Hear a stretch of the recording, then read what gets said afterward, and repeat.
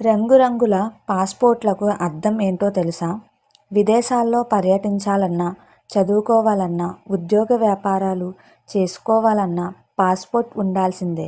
ఏ దేశంలోనైనా అధికారిక గుర్తింపు కార్డుగా పాస్పోర్ట్ను పరిగణిస్తారు. అలాంటి పాస్పోర్ట్కు ఒక్కో దేశం ఒక్కో రంగును నిర్దేశించుకున్నాయి. యూరోపియన్ దేశాల్లో ఎరుపు, ఇస్లామిక్ దేశాల్లో ఆకుపచ్చ, ఆఫ్రికన్ దేశాల్లో నలుపు రంగు పాస్పోర్టులు కనిపిస్తుంటాయి.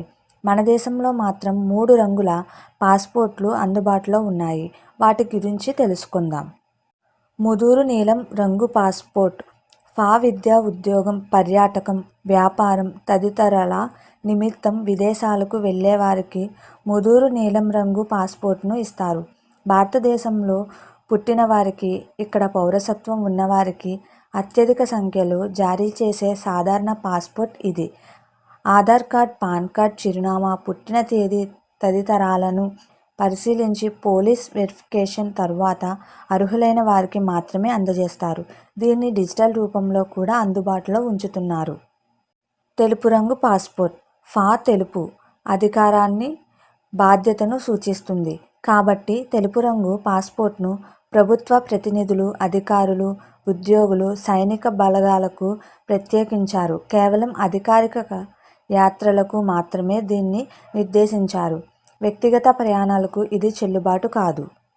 మెరూన్ రంగు పాస్పోర్ట్ మెరూన్ రంగు పాస్పోర్ట్ను విదేశాలతో దౌత్య సంబంధాలు నిర్వహించే అధికారులకు, ఫారిన్ సర్వీసెస్ అధికారులకు, విదేశాంగ శాఖలోని గ్రూప్ బి అధికారులకు, వారి కుటుంబ సభ్యులకు మంజూరు చేస్తారు.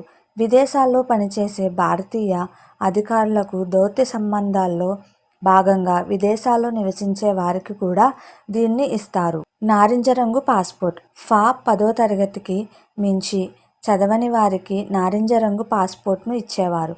పాస్పోర్ట్ రంగును చూడగానే సంబంధిత వ్యక్తులు వివక్షతను ఎదుర్కొంటున్నారనే విమర్శలు రావడంతో ప్రస్తుతం దీన్ని జారీ చేయడం లేదు. మీకు మా వీడియోస్ కనుక నచ్చినట్లయితే ఇలాంటి మరెన్నో విషయాలు తెలుసుకోవాలనుకుంటే డూ సబ్స్క్రైబ్ టు సమాజం ముచ్చట్లు.